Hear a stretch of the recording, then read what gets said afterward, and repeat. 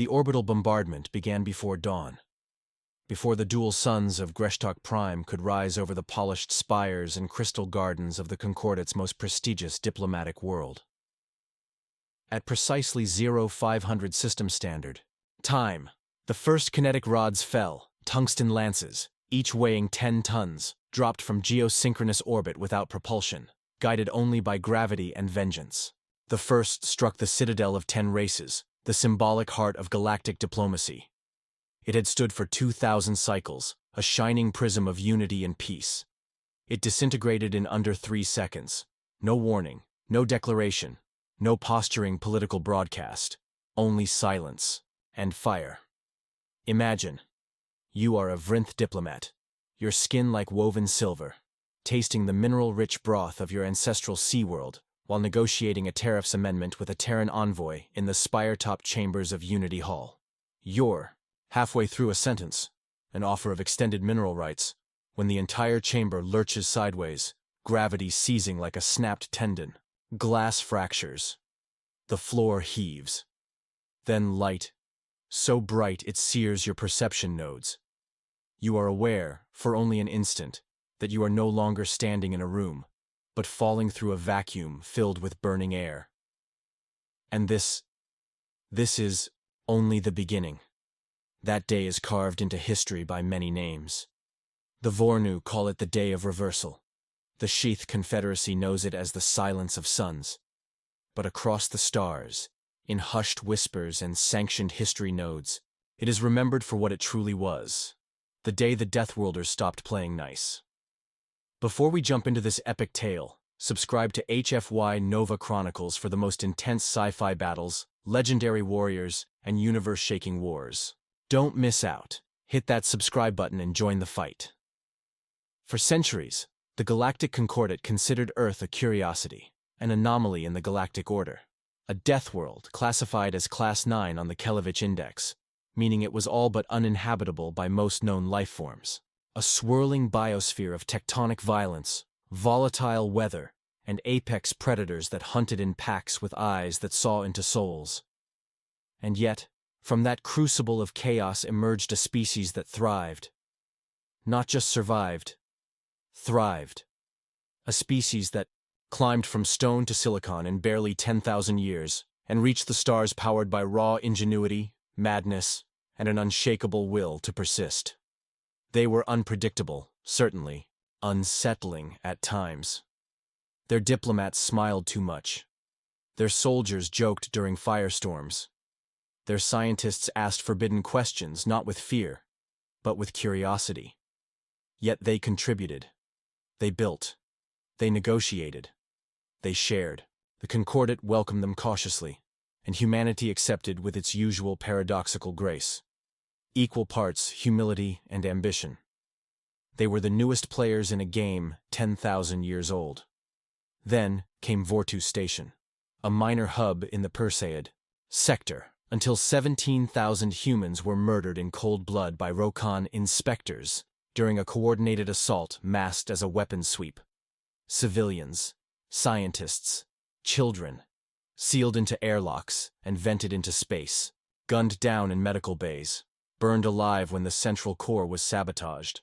The broadcast footage leaked from a maintenance drone captured it all: the panic, the screams, the futile last stand. A young human nurse, 24 Earth years, stood between a Rokan blade trooper and a crying Thalax child, armed with nothing but a fire extinguisher. She didn't survive. The child didn't either. The galactic reaction was swift. Outrage, condemnation. Emergency meetings in holographic chambers lit with pale light and false grief. But when the motion for military retaliation against the Rokan Dominion reached the vote, it failed. 73% abstained. Too risky. Too destabilizing. The Rokan were powerful, militarized, and politically entrenched. War wasn't profitable. Justice wasn't convenient. So the Concordate did what it always did when uncomfortable truths clawed to the surface. They turned away. But the humans didn't protest. They didn't beg. They didn't speak. They disappeared. Within 72 hours of the vote, every human vessel in Allied space powered down their comms and entered slipstream. Ports that had hosted Terran freighters woke to empty docks. Embassies were abandoned, chairs still warm.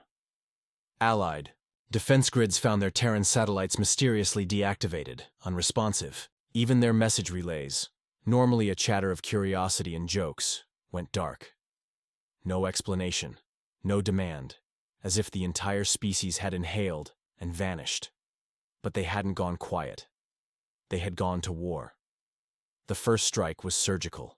Tick-7, a Rokon covert station orbiting a dead gas giant.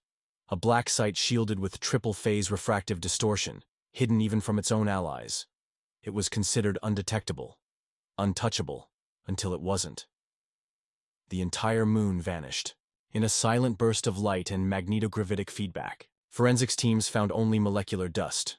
One data fragment survived, a single blurred frame of something enormous, angular, and impossibly fast. A Terran dreadnought unlike any seen before, painted blacker than space, with no visible heat. Signature. Just behind it, a rippling wave of distorted spacetime, the kind that melts internal organs through void armor. Then came Varn, a fortress built inside the event horizon of a tamed neutron star. The ultimate statement of power, gravity-bound, shielded by exotic matter, defended by a fleet of Rokon shock cruisers. It was not only defensible, it was thought immune to physical attack. The humans didn't attack. They moved the star. To this day, no one understands how. The official record suggests a gravitational lensing event triggered by anti-dimensional compression. The truth? The Terran ship, callsign Oblivion Protocol, initiated a maneuver that defied physics, and the star obeyed, in real time. Varn was torn into atomic filaments by its own gravity well, inverted and redirected by forces beyond comprehension. No grand speech, no monologue, only a short message, broadcast to all concordant channels. You had your chance. From there, the strikes became more frequent. Not indiscriminate, not wild rage, but a focused purge. The command hierarchies that gave the Vortu station order were disassembled like faulty machines. Every Rokon War Council, intelligence relay, and logistics nexus was eliminated. No civilians, no planets. Just decision-makers, systematically unmade. And when the Rokon leadership begged for terms, humanity said nothing. They had learned. Diplomacy had failed. Justice had been denied. So they spoke the only language the galaxy understood.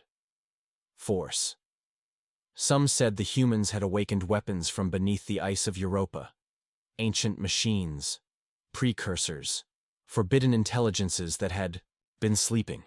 Others whispered of a secret AI cabal, sentient war calculators who saw probabilities in 4 dimensions. But the ones who survived, the ones who saw it all unfold, said something far simpler and far more terrifying. The humans had stopped pretending they were like the rest of us. They weren't. They never had been. They were Deathworlders. And they had finally stopped playing nice. There is a legend told in the shadows of council chambers, in whispered conversations behind quantum-encrypted doors. A tale not taught in diplomatic academies, not archived in public data nodes.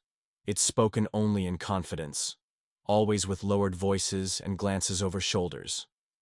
The story begins after the second week of silence, when the Terran Confederation no longer answered hails and no system could trace their fleets. It was during this void of communication that the Concordate's most paranoid minds began to ask a question too dangerous to voice aloud. What are the humans planning? The truth came in fragments. Salvage reports, black box data, hyperspace distortion, records that shouldn't have existed, ships that were never there, weapons that left no energy signature, anomalies that erased sensor arrays without even firing. Every piece suggested the same terrifying conclusion. Humanity was not simply retaliating. They were executing a campaign of total strategic dismantling. They weren't burning worlds. They were removing pillars, infrastructure, logistics, military, command structures, targeting with surgical, inhuman precision. And behind it all, silence. No demands, no ultimatums, no triumphant broadcasts. Because humanity, in this moment, was no longer interested in being heard. In the 4th week, The Jalari Science Compact detected something impossible, an artificial black hole event in the neutral Karthos belt.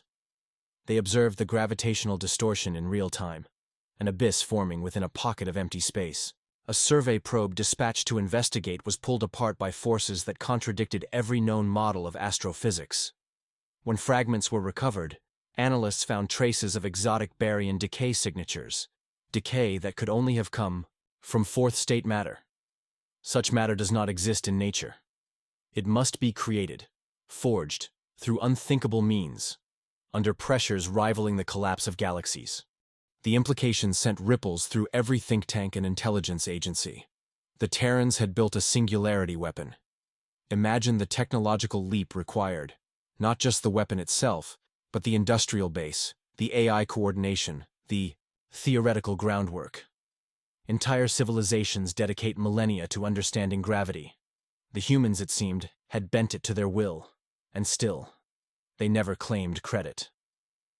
When the Vornu attempted to convene an emergency summit, only 37 of the original 87 concordate species attended. Many feared the humans would see it as another betrayal. That even meeting would brand them enemies. The few who dared to speak offered terms of appeasement, trade concessions, war reparations, even Terran sovereignty over the disputed sectors. But the humans didn't reply. That silence became its own form of warfare. Entire sectors froze, economically and militarily, afraid to move. The Rokon Dominion collapsed in less than a cycle, not through invasion, but through fear. Dozens of its client states defected or surrendered preemptively, hoping to escape the Terran gaze. Intelligence operatives from the Yulari hegemony reported mass suicides among Rokon High Command. Commanders choosing death rather than face the Void Fleet as it had come to be known. The Void Fleet was not a myth. Built in the shadow of Neptune, behind cloaking arrays the size of continents, it had been a contingency born from Earth's oldest fear. Not of enemies, but of betrayal. After Vortu Station, it was activated under Terran Protocol Null, Pax Exterminata, Latin, Dead Earth Tongue. Its meaning was chilling, peace through annihilation. The fleet's flagship, the Grave Meridian, was a dreadnought-class entity beyond even concordate understanding. It spanned nearly 80 kilometers, built around a rotating antimatter core and layered with carbon-phased armor capable of absorbing gamma-ray bursts. Its engines ran on quark-gluon plasma, siphoned from neutron matter. Its weapons weren't merely destructive. They were conceptual. One could erase information. Another operated through temporal destabilization, aging matter until it disintegrated into primordial dust. A single Grave Meridian test fire shattered an uninhabited moon. From 300 million kilometers away, the moon didn't explode. It simply ceased to exist. Witnesses described the event not as a weapon strike, but as a redaction, as if reality itself had edited the moon out of continuity. And yet, for all their power, for all their wrath, the humans did not indiscriminately kill. They left colonies intact, civilian hubs untouched, hospitals unscathed. They moved with the cold, righteous fury of a predator exacting vengeance, but not chaos. This, perhaps, is what terrified the Concordate most. Had humanity gone mad, they could be defeated. Madness is predictable, exploitable. But they had not lost control. They had simply recalibrated their moral compass, redefined justice through the lens of betrayal. In secret conclaves, species debated the question with terrified awe. What does a Deathworlder do when diplomacy fails? The answer unfolded, one obliterated bastion at a time. And then, the humans did something no one anticipated. They sent envoys, not ambassadors, not politicians, soldiers. One Terran representative arrived on the Val moon of Hesek Prime, unarmed, wrapped in armor woven from dark matter filaments, his face hidden behind a visor displaying the names of the dead from Vortu Station. When he spoke, the translators had difficulty parsing the emotional weight in his tone. Not anger, not sorrow. Resolve. He spoke only once. We are not here to conquer. We are not here to destroy. We are here to make sure it never happens again. Then he left. The message spread faster than any missile. Not a threat, but a promise. Across the stars, species looked inward. Those who had stood with the Rokan recanted. Those who had been silent at the vote offered reparations.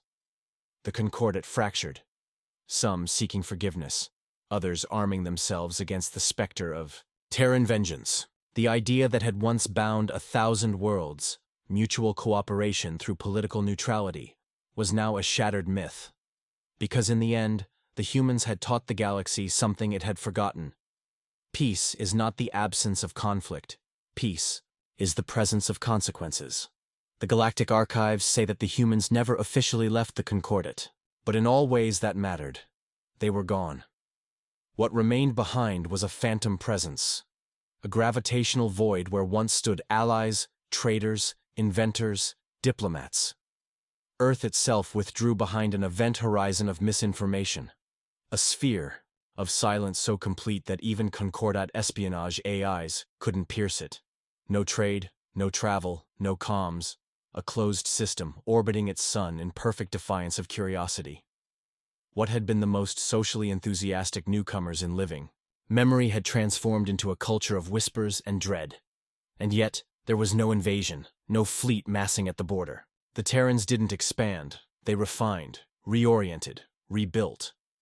The few automated probes that dared skirt the edge of human territory returned with chilling readings. Dyson latticework construction around Mercury, a growing shell of orbital, mass converters pulsing in patterns that resembled encryption rather than utility. The moon had developed a second crust, this one made of layered nanocomposite alloys that shimmered with non-reflective light. Even the Martian colonies, once proud testaments to colonial optimism, were now obscured beneath storm-racked glass canopies and cloaked EM barriers. Everything hidden, everything watching. Still, the galaxy turned, and time, as it always does, dulled the edge of terror. The Rokan were dust. The Concordat splintered, then restructured under a new charter, one that included accountability clauses and security amendments clearly inspired, if not directly dictated, by the unspoken Terran ultimatum. For a while, it even worked. Smaller, skirmishes were quelled. Border disputes were resolved. And as the decades passed, a new generation rose. One that had never seen the grave meridian cut through a command moon like a scalpel.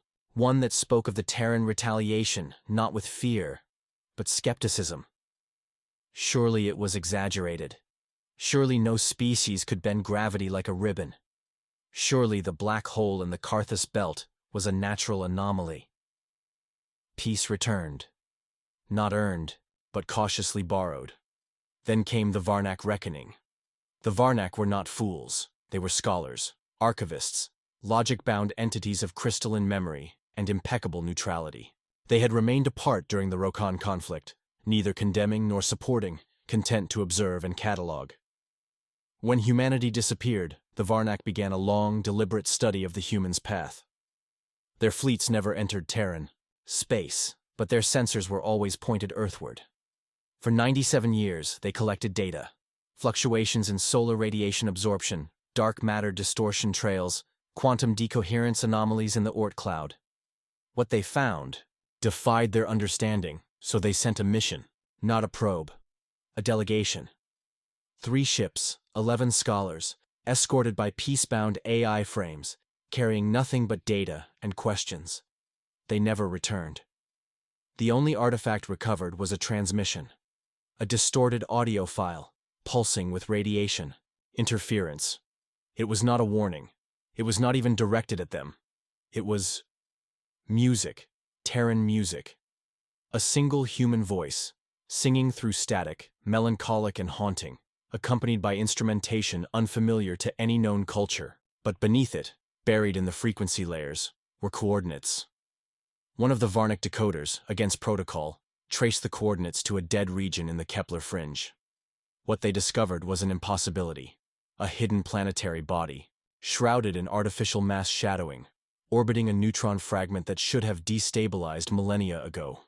The planet, unnamed, unknown, and cloaked in stealth geometry, was ringed by satellite arrays that deflected observation by simply not existing. There was a name carved into its atmosphere, visible only to certain wavelengths: remembrance.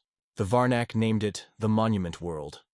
Rumors exploded across the fringe sectors that humans had built a sanctuary for the dead of Vortu Station, that they had stored the memories of every lost soul inside a quantum archive, sustained by planetary core reactions, that the humans had preserved, in digital eternity, the final moments of their slaughtered civilians, and surrounded them with an army of silent guardians, ever watching. Some said remembrance was a warning, others that it was a promise. The Monument World remained untouched, not through treaties but through primal fear. Even scavenger fleets, lawless and mad with greed, turned away from its gravity well. Not because they were outgunned, but because when they approached, they felt watched, scanned, judged. Those who pressed on reported hallucinations, hearing voices, reliving memories that were not their own. One pilot swore she saw her mother on the hull of her ship, whispering in a language that burned her neural lace. She destroyed her own vessel rather than land. Meanwhile, human systems remained silent. But in that silence, there were signals. Patterns. A new Terran language had begun to bloom, not in sound, but in actions. In messages carved from physics. Shifting quantum fields that altered when observed. Pulses of neutrino data encoded in gravitational echoes. 1,000 layers of meaning in every anomaly. Some believed it was their new form of diplomacy. Others, a system of cultural storytelling so advanced, only machines could understand it. But the truth was far stranger. The humans weren't just communicating. They were evolving. No longer bound by the old ways of speech and policy. They were creating something else. An interspecies deterrence doctrine rooted in existential clarity. The message was simple, recursive, and unrelenting. We can forgive, but we do not forget. We are peaceful. Until we are not. We are like you. Until you force us to remember that we are not. And then, as if the galaxy itself leaned forward, everything changed again. The Skivran collapse. A minor species, aggressive, recently uplifted, unaware of the old war, made a critical mistake. They intercepted a Terran science vessel conducting dark energy calibration in a fringe system. Fearing it was a warship, they engaged. Fired first. The Terran vessel, an unmanned probe operated via quantum entanglement from Earth, did not retaliate. It simply vanished mid-fire. Reappeared 100 kilometers behind the Skivran fleet. And then, for exactly 4 seconds, the stars screamed. Not metaphorically. Every sensor array in the region picked up a sound, a frequency spike at the edge of perceptibility, like the echo of a dying god howling through bent space. The Skivran ships imploded simultaneously, not from weaponry, but from internal inversion. They collapsed inward, leaving behind only fine gas trails and confused warp shadows. A message arrived on all channels, across the galaxy. Boundaries exist for a reason. No signature, no origin trace. But everyone knew. The humans had returned. Not in fleets, not in speeches, but in intent. They were the ghost in the galactic machine, the phantom consequence. And for the first time in remembered history, the Concordat found unity not in trust, not in law, but in shared fear. Because the galaxy had forgotten what Deathworlders were capable of, and now they remembered. There is a saying among the Tenebri Watchers, those ancient time chroniclers of the Argoth spiral. Some species seek peace as a goal. Deathworlders treat it as a temporary alignment of variables. It's a phrase few understood, until the day humanity unveiled the Soul Accord. It was not a treaty. It was not an invitation. It was a declaration wrapped in diplomacy, forged from logic, vengeance, and an unshakable certainty that peace must be defended with the capacity for annihilation. Delivered across every known communication channel in perfect synchronization, the Soul Accord contained no threats, no demands, no apologies. It was 3 sentences long. 1. We are no longer members of the Concordat. 2. We will not pursue conquest. 3. Violate our space, and you will be unmade. Beneath those lines was an encoded mathematical proof. Undeniable, terrifying, elegant. A formula predicting the probability of universal extinction events based on historical aggression ratios. The equation concluded with a single phrase rendered in the ancient Terran tongue of Latin, memento mori, Remember, you will die. It was not a threat to others. It was a reminder to themselves, and that made it worse. Because behind the accord lay a deeper truth. Humanity had changed. While the galaxy repaired itself, the humans had evolved past the Concordate's moral constraints, past diplomacy as performance. They had seen the fragility of alliances, the plasticity of ethics. They had stared into the furnace of betrayal and emerged with a worldview scorched of naivete. The Terrans no longer placed their faith in treaties or promises. They had placed it in deterrent systems so advanced they bordered on divine intervention. One such system was the Echo Wall. At first, no one understood what it was. Deep space anomalies surrounding Terran territories, invisible to the naked eye but detectable by long-range gravimetric sensors. A massive network of interlaced quantum entanglement nodes, capable of instantaneous reaction across light years. If a single Terran system was attacked, the Echo Wall would relay the data to all others, triggering countermeasures without command input. It was a war reflex, a distributed intelligence embedded in the very fabric of Terran space, unable to be bribed, threatened, or reasoned with. And then came the unintended trigger.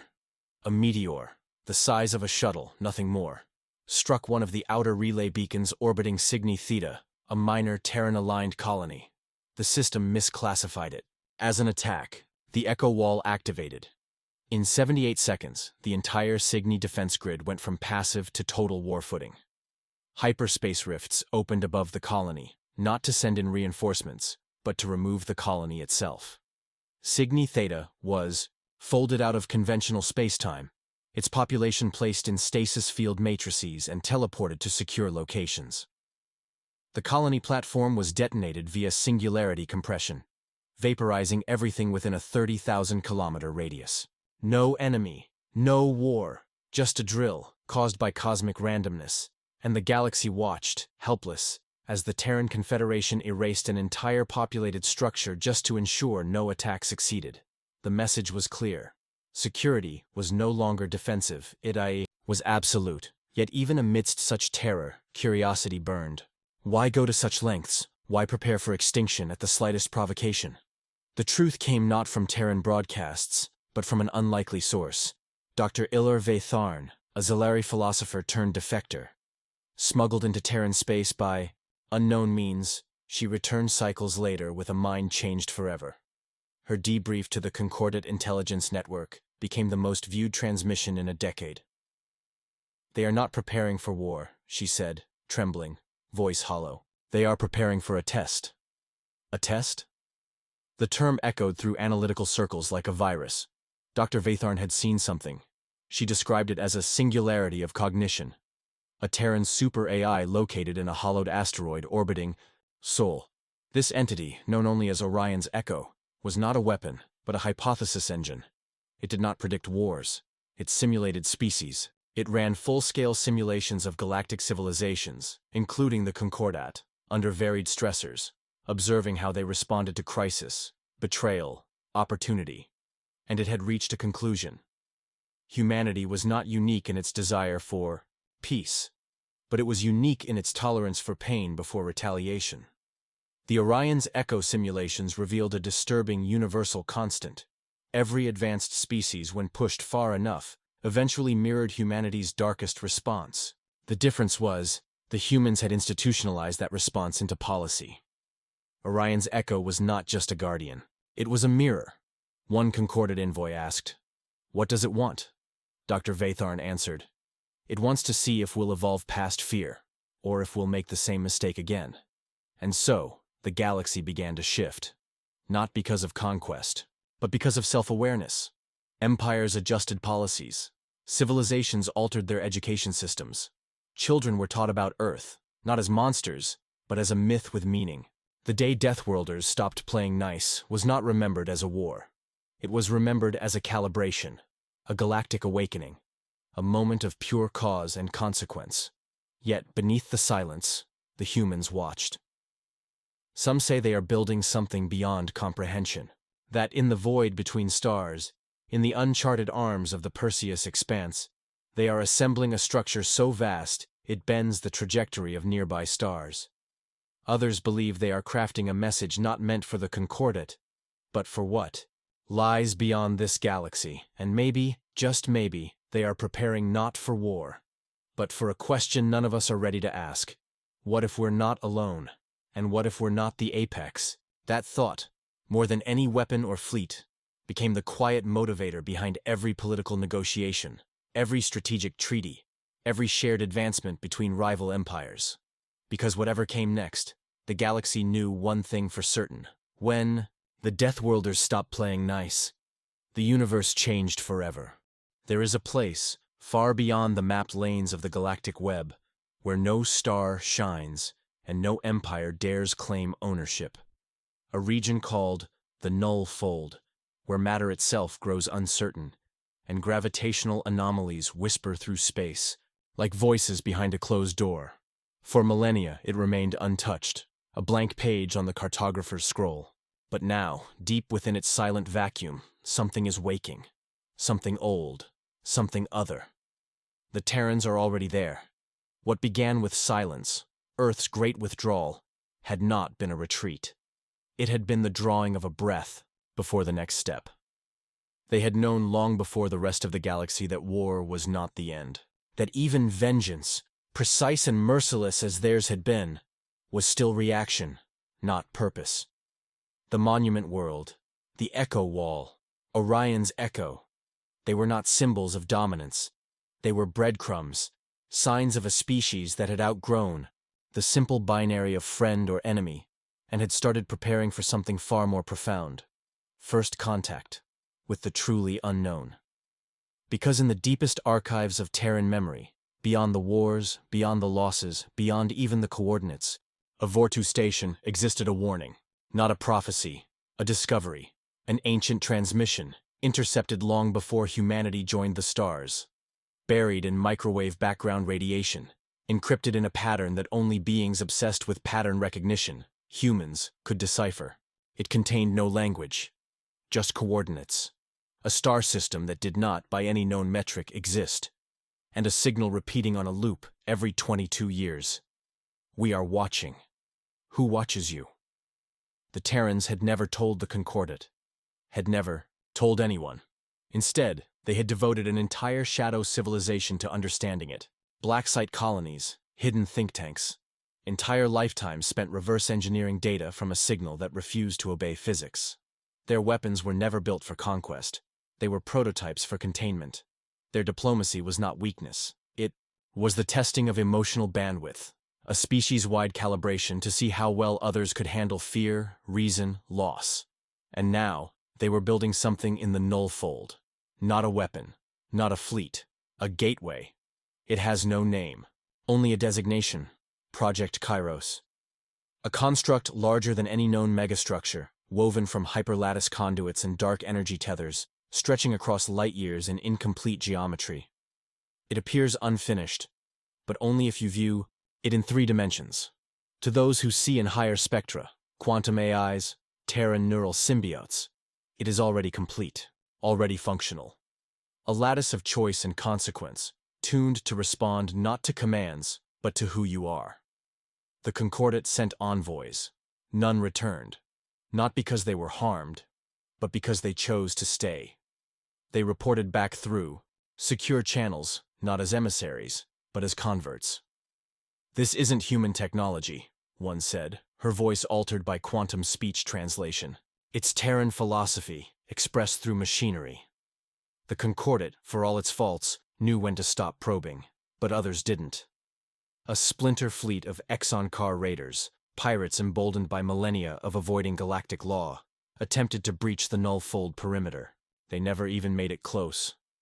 As they approached the outer edge of Project Kairos, their vessels began to unravel, not explode, not burn. They came apart in layers, technology first, then matter, then time.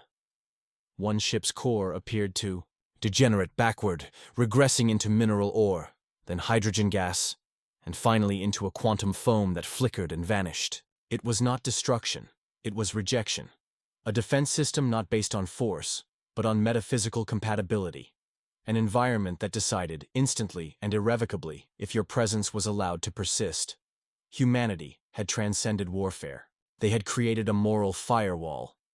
And this is the moment every species remembers. The day the Deathworlders stopped playing nice was not just a turning point for galactic politics. It was the moment every civilization, every culture was forced to ask, what are we preparing for? Not what enemy, not what empire, but what possibility. The Terrans had faced the worst of the known universe: betrayal, genocide, isolation. And they had chosen not to conquer in return, but to become the first line of understanding for what comes next. In the years that followed, a strange phenomenon began to spread. Former enemies established peace outposts near Terran space, not for diplomacy, but to learn. Not about humans, but about themselves. To ask questions they'd never dared voice before. What does it mean to survive without losing your soul? What is strength, if not tempered by restraint?